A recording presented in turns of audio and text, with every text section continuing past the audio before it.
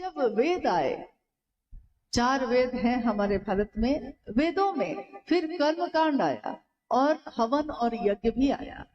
हवन और यज्ञ भी हमारे आपके जीवन को ऊर्ध्वमुखी करते हैं, ऐसा नहीं कि नहीं करते, लेकिन कुछ दूरी तक ही करते हैं।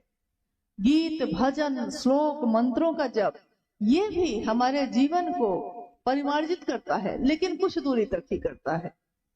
पूरी तरह उस शिव से एकमेक होने की जो विधा है, उसमें जिसकी बात आप लगातार करते हैं, जिसके बारे में हमारा मन मनन करता है, लगातार मेरे मन में जो चलता है पल प्रतिपल, वो मेरे मन में अस्थाई होता है। जितनी देर हवन में बैठे हैं उतनी देर तो ईश्वर पे ध्यान चला गया, लेकिन जब उठे, हवन से उठे, बस ध्यान भी उठ गया। तो ये गलत नहीं है, एक दूरी तक ये सही है, लेकिन शिव की चर्चा इससे बिल्कुल ही अलग बात है। शिव की चर्चा पूजा पद्धति का ही हाईटेक रूप कहा गया है। वो भी पूजा, ये भी शिव की पूजा है जो अभी घटित हो रही है, जिसमें हम सब बैठे हैं। पूजा में क्या होता है? पूजा में उस ईश्वर का ध्यान करते हैं हम, जिसकी पूजा करने हम बैठे हैं। अभी हम लोग किसके ध्यान में हैं? हम सारे लोग किसके ध्यान में हैं? क्या ध्यान में नहीं है? इतना ध्यान में है कि बोल भी नहीं रहे हैं। किसके ध्यान में है हम? महादेव के। किसकी बात करते हैं हम? महादेव की। किसकी बात सोचते हैं हम?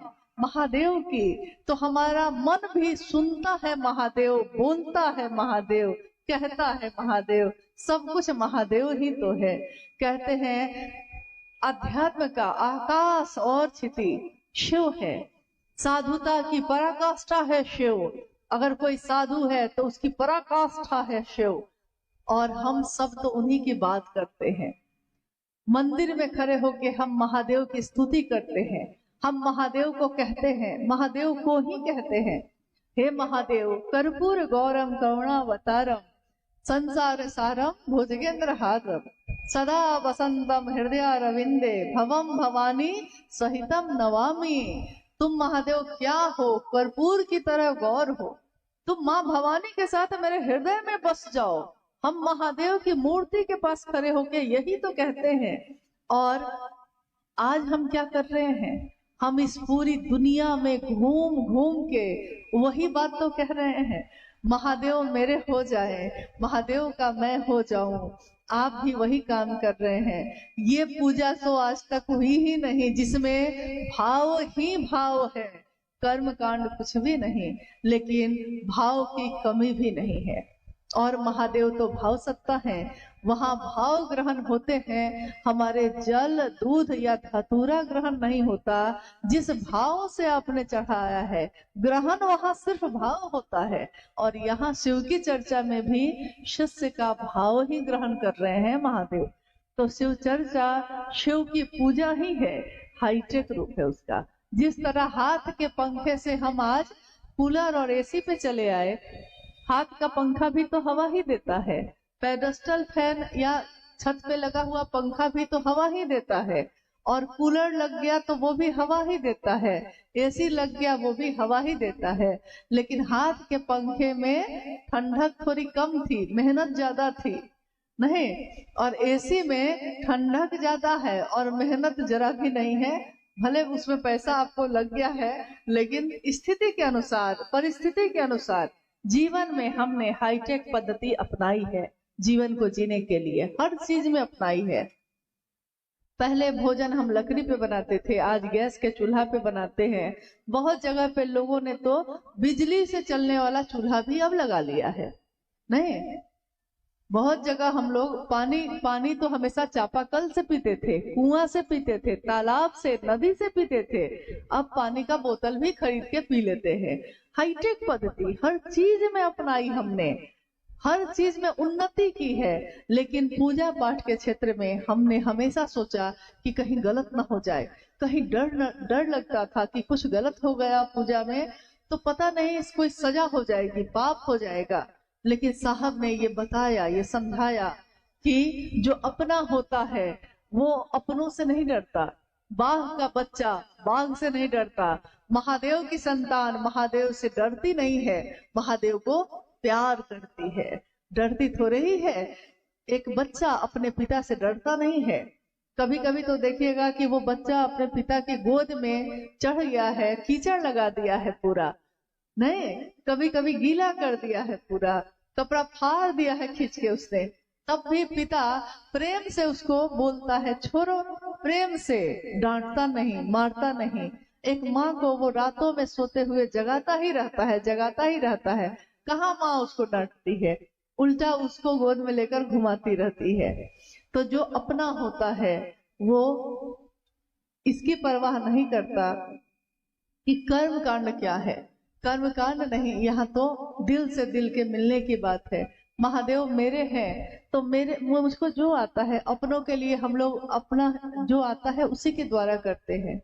जैसे आपने देखा होगा कि आपके हमारे घर में भोजन बनता है, जैसा भोजन आपको आता है बनाने आप अपने परिवार के लिए वैसा ही तो बनाती हैं। हर आदमी को सुंदर भोजन बनाने नहीं आता, बहुत लोगों को आता है, बहुत लोगों को नहीं आता है। जैसे हमको भी बहुत अच्छा खाना बनाने नहीं आता, कोई आदमी सर्वगुण संपन्न नहीं होता, लेकिन जो सुंदर खाना बनाती हैं हम उन लोगों का बहुत सम्मान करते हैं। हम बोलते हैं कि ये सबसे भारी काम है जो आप करते हैं, क्योंकि सुबह से रात तक आपको सोचना पड़ता है, यही सोचते रहते हैं आप क्या बनाए क्या खिलाए, बहुत भारी काम है ये, मामूली काम नहीं है। जो काम प्रतिदिन होता है वो मामूली काम नहीं होता है, लेकिन जैसा आपको आता है अपनों के लिए आप वैसा ही बनाते हैं, जैसा आपको आता है अपने बच्चे को बैठाते हैं पढ़ाने वैसा ही पढ़ाते हैं।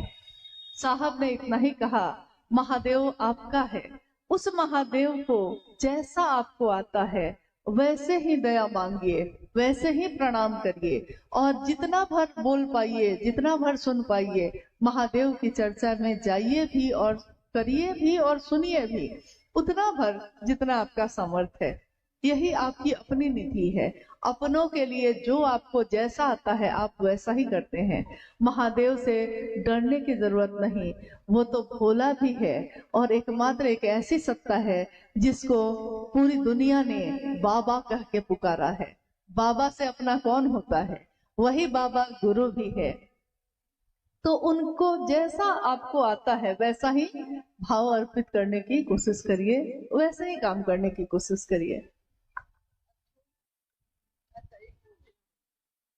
रविंदर भाई मोहली से जानना चाहते हैं कि अपने गुरु के प्रति कृतज्ञता व्यक्त करने के लिए क्या तीनों सूत्र सहायक हैं? अपने गुरु के प्रति कृतज्ञता व्यक्त करने के लिए क्या तीनों सूत्र सहायक हैं? कृतज्ञता मतलब एहसान मानना। एहसान, कोई हम पे एहसान कर दिया तो हम उसके प्रति कृतज्ञ हो जाते हैं, मन झुक जाता है। हम कहते हैं कि अरे जब कोई साथ नहीं दिया तो आप मेरा साथ दिए, जब कोई मदद नहीं किया भैया आप ही मेरी मदद किए। कहते हैं ना हम लोग कभी कभी, कोई दुख हो गया, कोई पीड़ा हो गई, कोई बीमार हो गया, बहुत लोग फोन उठाना बंद कर दिए, कोई मेरा फोन नहीं उठा रहा है कि कहीं हमसे मांग न ले कुछ, और उस समय कोई ऐसा व्यक्ति आके आपकी मदद कर देता है जिससे आपको उम्मीद भी नहीं थी, तो जीवन भर आप उसके उस एहसान को जो एक दिन उसने किया है आप पे, जीवन भर उसके बारे में आप इसी तरह बात करते हैं। फिर हो सकता है वो आदमी नहीं मिला हो आपको, लेकिन जीवन में कहीं भी कहीं इसी से बात होगी तो आप कहिएगा नहीं नहीं, साधु से दुनिया खाली नहीं है। देखिए ना, जब कोई अपना परिवार मेरा साथ नहीं दिया, कोई साथ नहीं दिया, कोई मदद नहीं किया, तो अमुक आदमी मेरी मदद किए, हम हमेशा उनके एहसान के तले रहेंगे। देखिए, एक दिन किसी ने एहसान किया तो जीवन भर ढोते हैं हम, जीवन भर। और महादेव ने तो दया ही दया की है। महादेव की दया से ये दुनिया मिली, ये आंखें हैं जो देखती हैं, ये कान है जो सुनते हैं। महादेव की बात हमको करने का सौभाग्य मिला, अच्छों को नहीं मिला, हम सबको मिला है। ये तो महादेव की असीम दया का परिणाम है। तो ये तीनों सूत्र सहायक हैं। जब हम तीनों सूत्र करते हैं निस्वार्थ भाव से, तो ये कृतज्ञता उतारने की विधि है। यानी उस महादेव ने दया की, हमारा मन कृतज्ञ है, झुका हुआ है, लेकिन हम उस महादेव को क्या दे सकते हैं? कुछ भी नहीं है मेरे पास। हम कुछ भी देंगे, चांद को दिया दिखाते हैं, सूरज को रोशनी दिखाते हैं, उस महादेव को हम क्या दे सकेंगे? मेरे पास क्या है, आपके पास क्या है? लेकिन उस महादेव को कुछ भी न दे सके, भाव तो दे सकते हैं, उनसे दया तो मांग सकते हैं, उनकी बात तो दुनिया में घूम घूम के कर सकते हैं। कहते हैं साहब कि इतना महादेव महादेव करो कि एक दिन महादेव ही ढूंढे कि कौन मेरा ऐसा दीवाना है जो इतना महादेव महादेव करता है। तुम महादेव को जानते हो, ये कोई बड़ी बात नहीं। दुनिया महादेव को जानती है, इसमें क्या विशेष बात है? वो महादेव तुमको जान ले, इतना महादेव का काम करो, इतना महादेव की बात। लोगों को 2 कदम चलाओ उधर। हमारे झुकने से अगर कोई चल सकता है महादेव के तरफ तो झुकिए। ये आपने महादेव के लिए किया है। और तीनों सूत्रों का निर्वहन निस्वार्थ भाव से करना शिव के को दक्षिणा देने के बराबर है। ये कृतज्ञता दक्षिणा ही है, गुरु दक्षिणा ही है जो हम शिव को दे सकते हैं। ये दिखाई नहीं देता, शिव भी तो दिखाई नहीं देता। जब भी सूक्ष्म चीज होती है, मन की चीज होती है, वो कहाँ दिखाई देती है? यहाँ तक कि शरीर में बाहर से देखिए सब आंख, नाक, कान, मुंह सब दिखता है। शरीर के अंदर अल्ट्रासाउंड, सिटी स्कैन कराइए, सब दिखता है, लेकिन मन कहाँ है? ये कहीं नहीं दिखता है। मन कहाँ है? जिस मन से हम संचालित होते हैं, जिस मन से हमारा जीवन चलता है, मन दुखी है, मन सुखी है, मन को ये अच्छा नहीं लगता, मन को ये अच्छा लगता है, जिस मन ने हमको इतना पकड़ के रखा है, वो मन दिखाई नहीं देता। पूरे शरीर में कहाँ है? भाव दिखाई नहीं देते। एक माँ अपने बच्चे को प्यार करती है, प्यार करती है, उसकी परवाह में दिखता है कि प्यार करती है, लेकिन प्यार एक भावना है, एक भाव है। ये भाव कहाँ दिखाई देता है? ये तो सूक्ष्म है, महसूस किया जाता है। तो महादेव से प्रेम करना, महादेव के लिए कृतज्ञ होना, ये भी सूक्ष्म है, भाव है। ये महसूस किया जाता है कि मेरे गुरु शिव ने मुझ पे दया ही दया की है। सिर्फ एहसास है, ये रूह से महसूस करो, प्यार को प्यार ही रहने दो, कोई नाम न दो। महादेव से प्यार करना और महादेव का प्रिय बन जाना, इससे बड़ी उपलब्धि इस जीवन में किसी मनुष्य की, किसी जीवात्मा की नहीं हो सकती। कोशिश यही करनी है कि हम इतना भर भी अगर महादेव की बात कर सकें तो कम से कम समझेंगे कि इस जीवन में आना सार्थक हुआ। इस जीवन में आए हैं, जाएंगे, फिर आएंगे, फिर जाएंगे। महादेव के लोग तो आते रहेंगे और जाते रहेंगे। दुनिया को शिव भाव से आप्लावित करते रहेंगे, भरते रहेंगे।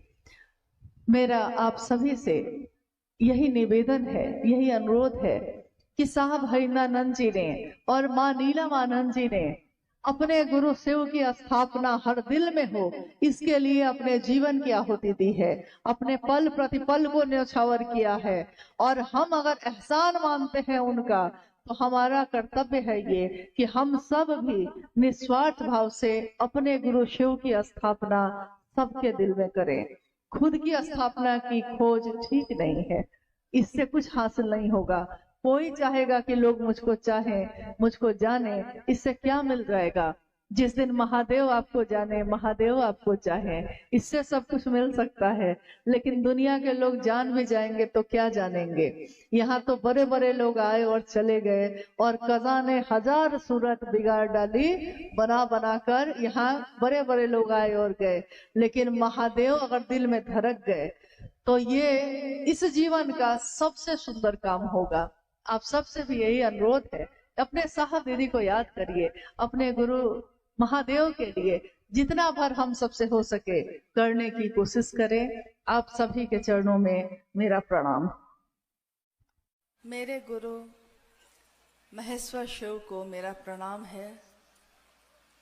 इस काल खंड के प्रथम शिव के शिष्य और हम सबों के परम आदरणीय साहब श्री हरिनानंद जी के चरणों में मेरा प्रणाम है। शक्ति स्वरूपा दीदी नीलम आनंद जी के चरणों में मेरा प्रणाम है। और इस कुशीनगर के इस स्थान पे उपस्थित आप सभी गुरु भाई गुरु बहन के चरणों में मेरा प्रणाम है।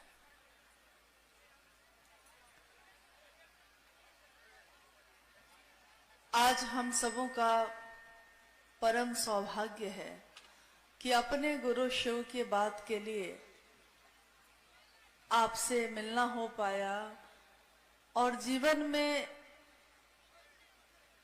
ये पल आया जब हम सब एक जगह बैठकर अपने गुरु शिव की बात सुन रहे हैं, बोल रहे हैं। जब हम अपने जीवन में कुछ ऐसा काम करते हैं जिससे हमारा मन आह्लादित हो जाता है, यानी आनंद से भर जाता है, सुख से भर जाता है, तो हम उस सुख के लिए उत्सव मनाते हैं।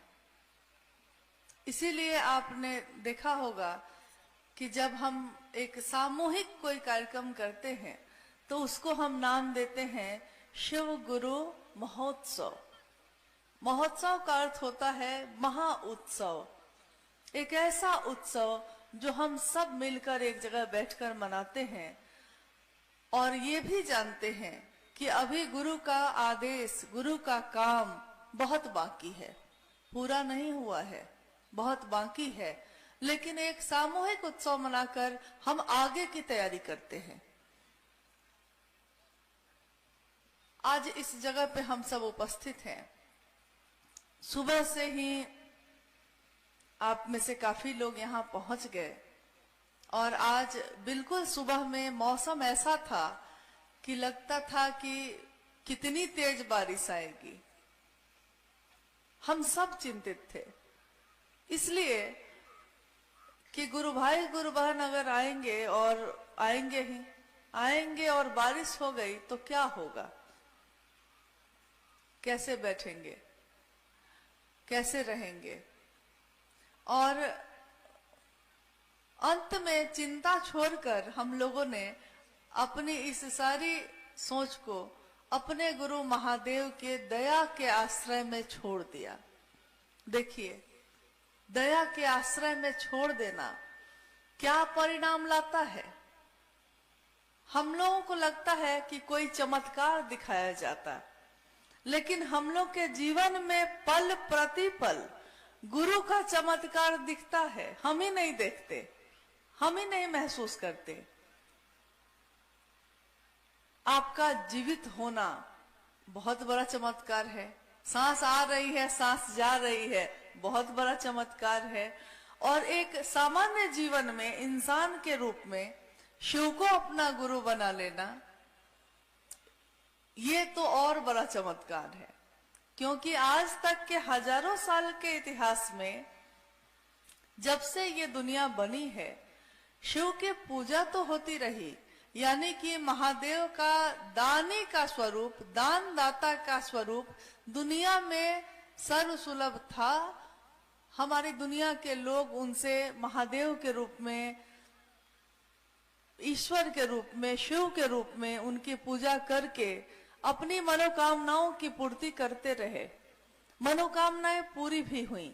शिवलिंग पे जल चढ़ाते हैं, आप जो सोच के चाहते हैं आप अधिकांश वो पूरी हो जाती है।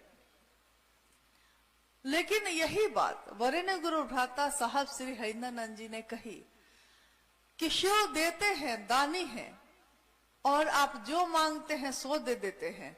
लेकिन अगर आपको तीनों लोगों की संपत्ति भी मिल जाए, उस संपत्ति को संभालने का ज्ञान नहीं हो तो क्या होगा। इसी पे उन्होंने कहा कि आप अपने बच्चे को कहता है कि पापा मोटरसाइकिल चाहिए, आप खरीद के दे देते हैं। अगर उसको चलाने का ज्ञान नहीं होगा तब, या थोड़ा बहुत होगा, अच्छे से नहीं होगा तब, वही मोटरसाइकिल उसकी मौत का कारण भी हो सकती है। जो आपके लिए बहुत शुभ हो सकता है वो आपके विनाश का कारण भी हो सकता है। और दुनिया में ऐसी कितनी कहानियां कितनी कथाएं हैं, कितने जगह उल्लेख है कि रावण शिव का बहुत बड़ा भक्त, उन्होंने शिव की आराधना उपासना करके महादेव से ये वरदान मांगा कि तीनों लोकों की संपत्ति मुझको मिल जाए। ईश्वर के रूप में शिव ने जो मांगा दे दिया। गुरु के रूप में वो ऐसा नहीं करते, लेकिन ईश्वर के रूप में जो मांगा दे दिया। नतीजा सारी दुनिया जानती है क्या हुआ। उसको संभालने का ज्ञान नहीं हो अगर, तो सब कुछ खत्म हो जाता है, सब कुछ विनष्ट हो जाता है। हमारे घर परिवार में भी ऐसा होता है। छोटा सा घर है, पिता जब तक है अच्छा से घर चलाते रहे, पिता इस दुनिया से चले गए, अब उनका बच्चा चलाएगा। अगर सपूत होगा तो आगे बढ़ा लेगा, कपूत होगा तो विनष्ट कर देगा। यानी कि ज्ञान नहीं होगा तो संपदा भी काम नहीं आती, चीजें भी काम नहीं आती। जीवन के दैनिक काम को करने के लिए भी आपको ज्ञान की जरूरत होती है। एकमात्र इंसान ऐसा है जिसको पैदा होते ही हर काम के लिए ज्ञान की जरूरत होती है। उसको नहीं पता कि मुझको दूध पीना है, उसको बताया जाता है। उसको नहीं पता, जब वो बड़ा होता है थोड़ा, उसको नहीं पता होता है कि काका आयल बरन तो उनका गोड़ छुए के बाद बतावे के पड़ेला, काका बरन, बाबा बरन, गोड़ छुआ बबुआ, बताना पड़ता है। उसको नहीं पता। यानी इंसान को ज्ञान की सबसे ज्यादा जरूरत है। यही बात जब साहब ने, आपने अभी सुना ही है, 1974 में साहब ने हताश और निराश मन से शिव को अपना गुरु बनाया, महादेव को अपना गुरु बनाया। वो कहते हैं कि मेरा मन हर तरफ से निराश हो गया, टूट गया। जब सारे सहारे टूट जाते हैं, जब सारे सहारे छूट जाते हैं, तब हम ईश्वर की शरण में जाते हैं, तब हम महादेव की शरण में जाते हैं। जैसे आप धरती पे रहते हैं, हम आप रहते हैं, जब भी कुछ ऐसा होगा ज्योतिषी जी, पंडित जी से सारा विधि विधान करा लीजिएगा। जब कुछ नहीं होगा तो अंत में वो कहेगा कि अब तो महामृत्युंजय ही आपको कराना पड़ेगा। जीवन और मृत्यु से रक्षा अगर कोई कर सकता है तो शिव कर सकता है। यही बात वरेण्य गुरु भ्राता साहब श्री हरिनानंद जी ने कही कि जब आप जानते हैं कि एक दिन उन्हीं की शरण में जाना होगा आपको, क्यों नहीं ये काम पहले ही कर लेते हैं। नहीं, जब सब जगह से ठुकरा ठुकरा के वहां जाना ही है तो क्यों नहीं पहले ही वहां समर्पण कर देते। और वो महादेव तो आपसे हमसे कुछ लेता भी नहीं है। अभी थोड़ी देर पहले मैं सुन रही थी, दीक्षा और गुरु दक्षिणा पे बात हो रही थी। दीक्षा, संसार में जो शरीर में गुरु होते हैं, अगर आप गुरुमुख होने जाइए तो वो आपके कान में कोई मंत्र देंगे और कहेंगे कि बबुआ ये मंत्र किसी को नहीं बताना है। होता है ना ऐसा, कहीं भी शरीरधारी गुरु के पास जाइए तो कोई मंत्र देते हैं, लेकिन इसके साथ ये कह देते हैं कि ये बात किसी को नहीं बताना, ये तुम्हारे लिए सिर्फ है। फिर सदगुरु होते हैं उससे ऊपर, वो अपनी दया से आपको ईश्वर की तरफ लेकर जा सकते हैं, लेकिन उनकी भी कुछ पसंद नापसंद होती है। वो भी कहते हैं कि ब्रह्मचारी बन के आओ, या जाति पाति का भेद, या फिर शाकाहारी मांसाहारी का भेद, ये देखते हैं। लेकिन जगत गुरु शिव, शिव का एक रूप जो जगत गुरु का है, तो जगत गुरु के रूप में वो महादेव ये नहीं कह सकता कि जगत के एक आदमी को अपना शिष्य बनाएंगे और दूसरे को नहीं बनाएंगे। साहब ने कहा कि मात्र आपका ये विचार, मात्र आपकी ये सोच कि शिव मेरे गुरु हैं, आपको शिव की तरफ बढ़ाना शुरू कर देता है। दीक्षा यानी कि आपको शिव की तरफ ले जाने की एक प्रक्रिया। और जब आप महादेव की तरफ चलेंगे तो दुनिया का ये दस्तूर है, कि जब आपको कोई कुछ देता है तो हम भी उसको कुछ देना चाहते हैं।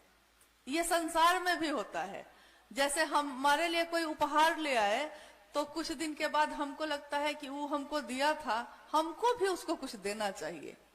और अगर वो गुरु हो, गुरु के रूप में उन्होंने ईश्वर का रास्ता दिखाया है आपको, तब आपके मन में होता है कि गुरु जो आदेश करेंगे हम उसके लिए तैयार हैं।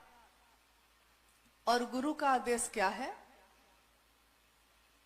3 सूत्रों में एक सूत्र ऐसा है जिसके लिए कहा गया कि गुरु आदेशित कर्म है। ये कर्म है, मतलब कि ये काम करना है, ये गुरु का आदेश है। क्या? जो आपने सुना है अभी कि आवाज आई, अभी राजेश जी कह रहे थे कि आवाज आई कि तुम जो करते हो वही दूसरे को करने को कहो। तब साहब को लगा कि मैं तो दूसरे को शिव का शिष्य बनने के लिए कहता हूं। और उन्होंने तत्क्षण लोगों से ये कहना शुरू किया कि जैसे मैंने तुमसे अपनी बात कही है, तुम भी दूसरे से यही बात कहना। और उनके जीवन में जितनी घटनाएं हुई थी, उन घटनाओं के आधार पे उन्होंने ये समझा, बोध हुआ उनको, अनुभूति हुई उनको कि गुरु की दया के बिना कुछ भी नहीं हो सकता। इसीलिए उन्होंने कहा कि पहला सूत्र जिसमें आप कहते हैं हे शिव आप मेरे गुरु हैं, मैं आपका शिष्य हूं, ये पहला सूत्र आपके मन में शिव के लिए आवेश पैदा करता है, अपनेपन का आवेश, अपना, मेरा। और अगर किसी के बारे में आप सोच लेते हैं कि वो मेरा है, उसके बाद आप उनके लिए उनकी चर्चा करते हैं, उसके बाद आप उनको प्रणाम करते हैं, तो उसमें आपके भाव शामिल होते हैं, सिर्फ विचार नहीं। सिर्फ ये विचार कि आप मेरे मित्र हैं एक दिन भाव में बदलता है, और भाव जब होता है तब हम एक दूसरे की परवाह शुरू करते हैं। तब हम ये सोचेंगे कि महादेव की बात नहीं हो रही है, महादेव को प्रणाम नहीं हो रहा है, तो हम इस बात को करना शुरू करते हैं। ये तीनों सूत्र आपने गौर किया है या नहीं? जैसे हम अपने जीवन में बहुत काम करते हैं लेकिन बिना सोचे करते हैं, मशीन की तरह। एक बार साहब ने कहा कि अगर एक टेप रिकॉर्डर में गीत बजा दीजिए और वो गीत बहुत रुदन वाला हो, बहुत मार्मिक हो, मतलब कि दुख वाला हो, तो उस गाना को सुन के आपकी आंखों से आंसू आएंगे या नहीं? तो लोगों ने कहा हाँ आएंगे। होता नहीं है, कभी कोई ऐसा गाना सुन लिया तो आंख से आंसू आने लगते हैं, कोई ऐसा गाना सुन लिया तो मन आपका उदास था खुश हो जाता है, कोई ऐसा गीत गाते हैं तो ईश्वर की याद आ जाती है, मतलब उसका असर आप पे होता है। साहब ने कहा कि गीत का असर आप पे होता है इसलिए क्योंकि आपके अंदर संवेदना है, दिल है आपका, महसूस करता है। लेकिन क्या यही आंसू मशीन की आंखों में भी आते हैं क्या? नहीं आते, क्योंकि वो मशीन है, उस मशीन में वो बस बज रहा है। यही बात उन्होंने कही कि अपने जीवन को, अपने मन को मशीन मत बना दीजिए, एक ऐसी मशीन जिसमें संवेदना नहीं है, जिसमें भाव नहीं है, उस पे कुछ भी बजता रहेगा लेकिन आपके दिल पे उसका असर नहीं होगा। तो ये तीनों सूत्र आपके मन को उस शिव के लिए भाव पैदा करने की मशीन है। पहला सूत्र भी मन पे ही करते हैं। क्या कहते हैं? मन ही मन अपने गुरु शिव से कहिए, मन ही मन। दूसरे सूत्र में अगर मन आपका महादेव के घेरे में नहीं होगा तो आप महादेव की चर्चा कर सकिएगा? नहीं कर सकिएगा। सुनने वाला का मन इधर उधर हो सकता है, लेकिन अगर बोलने वाले का मन इधर उधर हो गया तो वो महादेव की बात नहीं कर सकेगा। यानी दूसरे सूत्र में भी आपका मन शिव पे टिका होना चाहिए। तीसरे सूत्र में भी साहब ने कहा कि अपने गुरु शिव को मन ही मन प्रणाम करो। उन्होंने कहा कि मन की गति सबसे तेज होती है। अभी हम लोग सबको यहाँ बैठे हैं, अभी हमने सोचा है कि लखनऊ पहुंच गए, सोचे और पहुंचे, हुआ कि नहीं ऐसा? लेकिन शरीर से जाने में आपको समय लगेगा। आपने सोचा कि घर, सोचा और घर पहुंचे, घर जाने में आपको शरीर से समय लगेगा। यानी उसी मन में, साहब ने यही कहा, मन वही है, लेकिन अब वो मन की मशीन ऐसी मशीन है जैसे हमारे गांव देहात में होता है ना, गाय और भैंस को खिलाने के लिए हम लोग जो चारा काटते हैं मशीन पे, तो उस मशीन में जो डालिएगा वो मशीन वही काटने लगती है। पुआल डालिए तो पुआल काटता है, घास डालिए घास काटता है, किसी किसी का हाथ चला जाता है तो हाथ भी काट देता है। ऐसा भी हुआ है कभी कभी, मतलब जो चला गया उसको काटेगा वो। मन की मशीन भी वैसी ही मशीन है। उस मन की अदृश्य मशीन जो दिखाई नहीं देती, लेकिन उस पे ये विचार सिर्फ अगर चढ़ा दिया जाए कि शिव मेरे हैं, मैं उनका हूं, तो ये विचार उस पे अपने आप चलने लगता है और आपके मन के जो संसार और जगत में फैला है उसको उधर से काटते काटते ईश्वर की तरफ ले जाने लगता है। और एक दिन ऐसा होता है कि आपके अंदर बार बार जिस चीज के लिए आपका मन सोचता है, आपका मन उसी चीज से भर जाता है। आप देखिएगा हमारे परिवार समाज में कुछ लोग ऐसे भी होते हैं, उनसे जब मिलिए किसी ना किसी की शिकायत करेंगे, तो एक दिन क्या हो जाता है, उनके चेहरे पे भी इसका असर पड़ जाता है। आप कहिएगा उसका चेहरा ही बताता है कि वो क्या सोचता है। कोई ऐसा भी होता है कि जब आएगा आपको आशीर्वाद देता रहेगा, जब आएगा तो उसका चेहरे का भाव भी वैसा हो जाता है। यानी जिस चीज के लिए आप बार बार बोलते हैं, एक दिन आपका मन वैसा ही हो जाता है। यही बात साहब ने कही कि संकीर्ण बात करने वाले का मन संकीर्णता से भर जाता है, विराट की बात करने वाले का मन विराट, यानी बहुत लोगों को देखिएगा कि सिर्फ अपना भला नहीं सोचेगा, समाज और परिवार का, गांव का, शहर का भी भला सोचता है।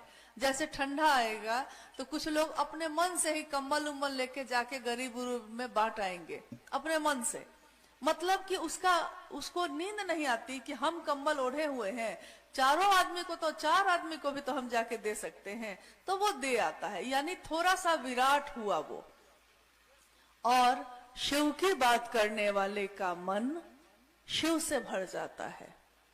तो अगर आपके मन में, उसी मन में शिव हो जाए, शिव भर जाए, तो आपका जीवन कैसा होगा?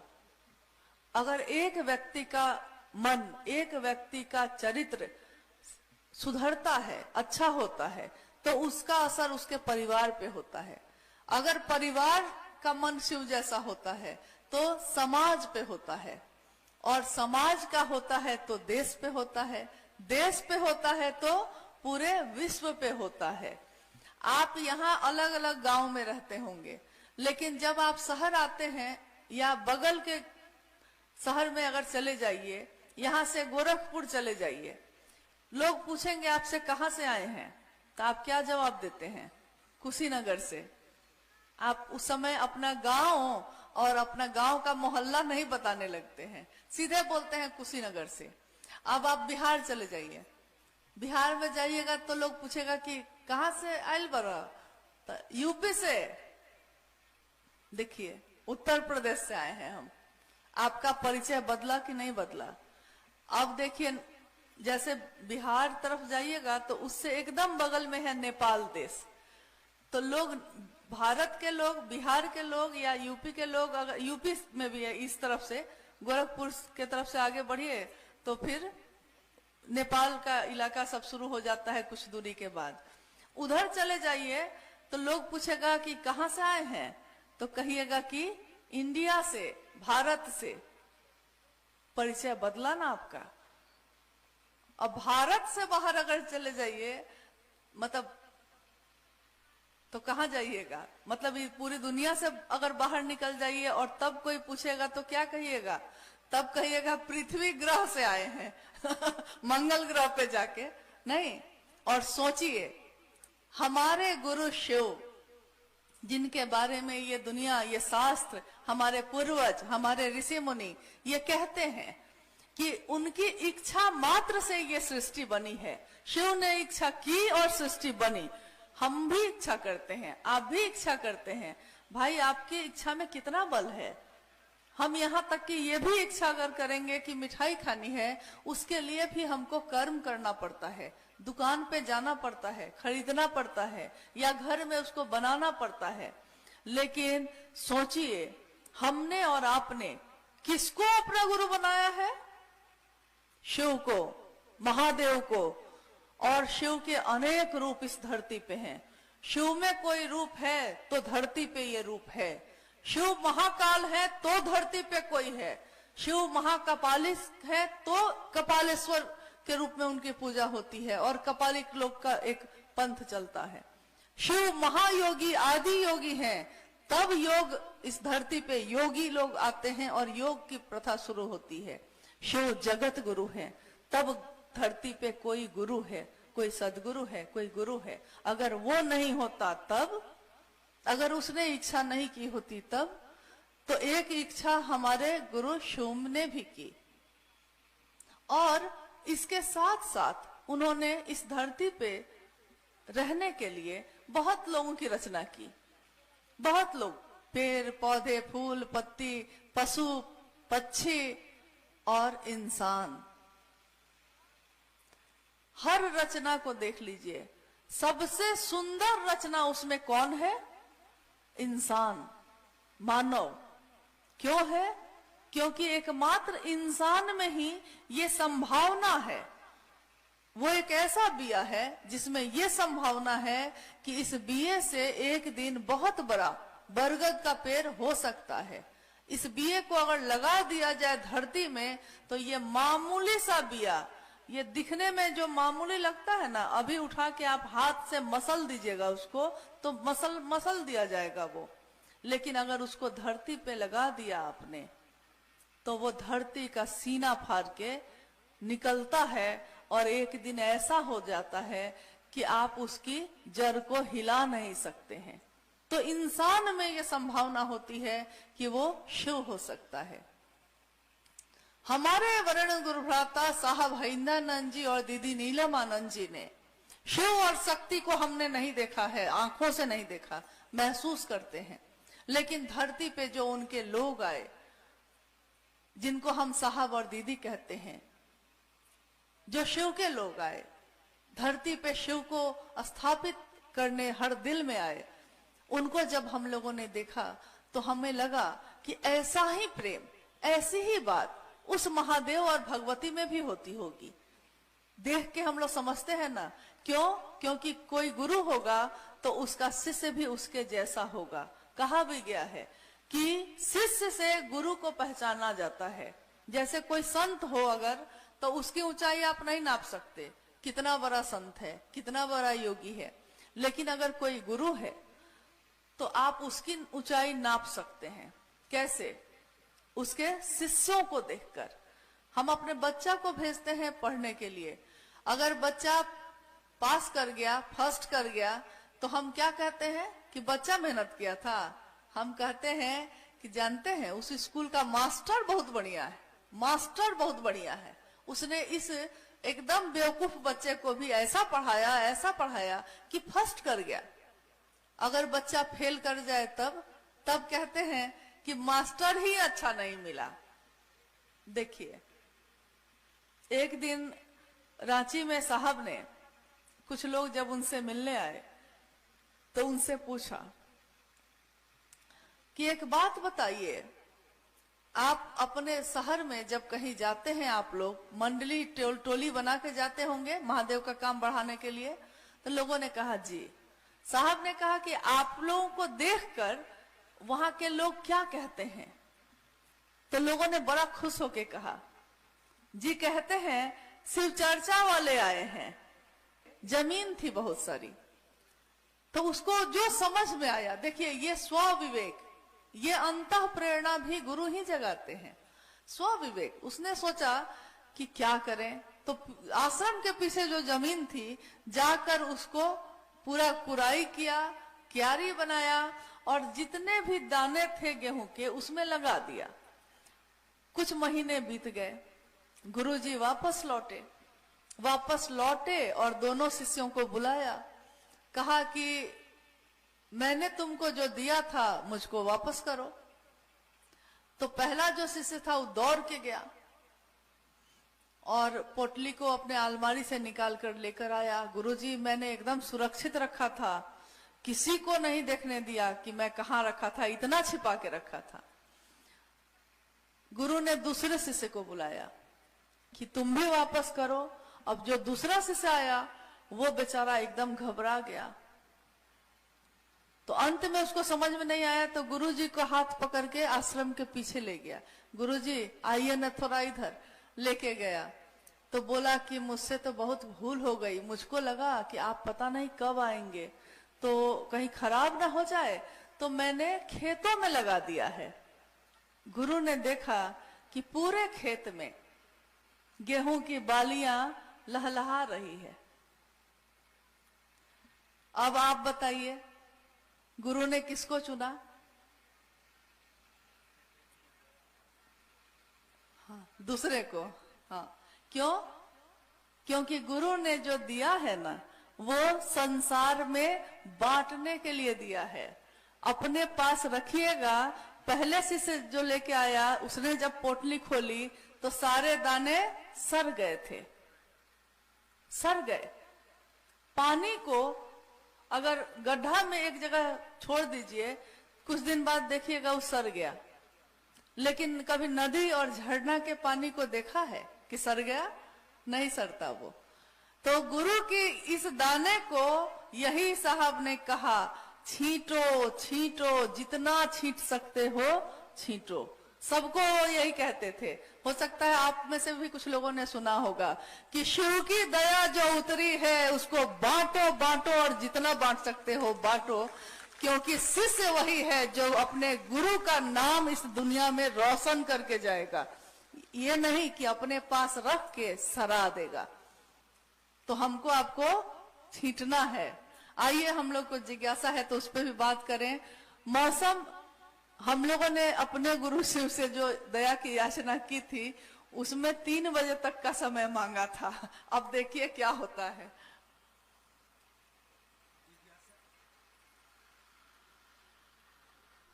इसको ले लीजिए,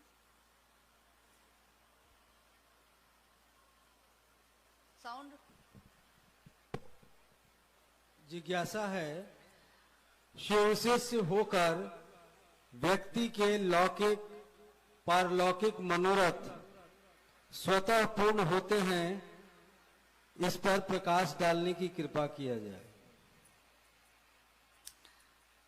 शिव का शिष्य होकर व्यक्ति के लौकिक यानी जो जगत की चीजें हैं, वो पारलौकिक जो ईश्वर की तरफ चलने का रास्ता दिखाता है, वो चीजें, आध्यात्मिक चीजें भी उपलब्ध होती हैं। सिद्धियां, साधना, उपासना, मंत्र का साधना, ये सब भी उपलब्ध होता है।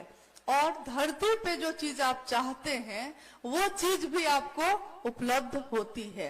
यानी लौकिक और पारलौकिक दोनों चीजें आपको मिलेंगी शिव का शिष्य होकर। लेकिन कैसे मिलेंगी ये तो गुरु बताएंगे। तो जैसे आप दुनिया में जब रहते हैं तो आप 50 गाड़ी घर गोरा बनवाते हैं, किसके लिए? ये कहने के लिए कि लोग दुनिया में जाने कि मैं कितना बड़ा आदमी हूं, यानी सम्मान के लिए। यही साहब ने कहा दुनिया का सबसे बड़ा भोग क्या है? तो वो सम्मान है। अगर सम्मान नहीं मिला आपको तो सारा दिन आपका मन खराब हो जाएगा। यही उन्होंने कहा कि आप शिव का नाम लेकर कहीं भी जाते हैं, आपको किसी भी घर में रहने को मिल जाता है, कहीं भी भोजन मिल जाता है। लेकिन इन सारी चीजों के बाद बताइए जरा, जो शिव को चाहेगा वो शिव के सिवा और क्या चाहेगा? आज आप शिव को चाहते हैं, शिव आपको अच्छे लगते हैं, प्रिय लगते हैं, आपके घर में आप आराम से सोते, लेकिन आप घर में आराम से सो नहीं पाते, आप निकल जाते हैं। नहीं, अरे बारिश अभी नहीं आएगी और आएगी भी अगर तो बरखा आ गई है, तो अब की जो बरखा आई तो आएंगे सजना, सजना आएंगे, यानी महादेव हमारे साहब दीदी। और इतनी छोटी, अभी तो बरसी भी नहीं है, लेकिन इतनी छोटी छोटी बात पे हलचल है। सोचिए, जरा सी चली मलय की झोंक, थोड़ी सी हवा तेज होती है और जो नाव चलाता है ना नाविक, उसकी नाव डगमग डगमग होने लगती है। जरा सी चली मलय की झोंक तेरी, डगमग डोली नाव, लेकिन ये कहता है आकाश अभी तो बहुत रातें बाकी हैं, जीवन में अभी बहुत झंझावात बाकी है। लेकिन हमारे गुरु महादेव, जिनका एक रूप महाकाल का है, काल को भी जिससे भय लगता है, अपने शिष्यों का मिजाज, अपने शिष्यों का मन ऐसा बनाते हैं कि लाख झंझावात आते हैं, लाख तूफान आते हैं, लाख बाधाएं और परेशानियां आती हैं, लेकिन वो कहता है कौन सी बड़ी बात है, ये भी गुजर जाएगा। ये मिजाज आपके गुरु शिव ने बनाया है और किसी ने नहीं। लेकिन उस शिव को याद रखिएगा, वो ग्रंथों में थे, वो किताबों में थे, हमारे दिल में नहीं थे। दुनिया में शिव के और भी शिष्य आए, मंदिरों में शिव की स्थापना हुई, शिव की स्थापना मानव के मन में नहीं हो सकी। तो आज इस कालखंड में हम कहते हैं, इस कालखंड के प्रथम शिव शिष्य साहब हरिंदरानंद जी और दीदी नीलमानंद, यानी कि इस काल में जो आए शिव के शिष्य। दुनिया ने इतिहास में पहले ये कहा कि कलयुग एक ऐसा युग होगा जिसमें महेश्वर और चंडी की पूजा होगी। लेकिन वो युग कैसा होगा? वो युग ऐसा होगा जिसके बारे में पूर्व में कहा गया कि कलयुग एक ऐसा युग होगा जिसमें पाप का मतलब भंडार होगा, पाप ही पाप होगा, अनाचार ही अनाचार होगा। तो साहब ने एक दिन कहा कि जिसने भी कही होगी ये बात गलत नहीं है, सही है, क्योंकि छोटा मोटा बीमारी तो कोई भी डॉक्टर ठीक कर लेता है, लेकिन जब बड़ी बीमारी होती है तो उस सबसे बड़ा डॉक्टर वैद्य राज महादेव ही ठीक कर सकता है। तो हम नमन करते हैं इस कलयुग को जिसमें हमने अपने जन्म लिया है।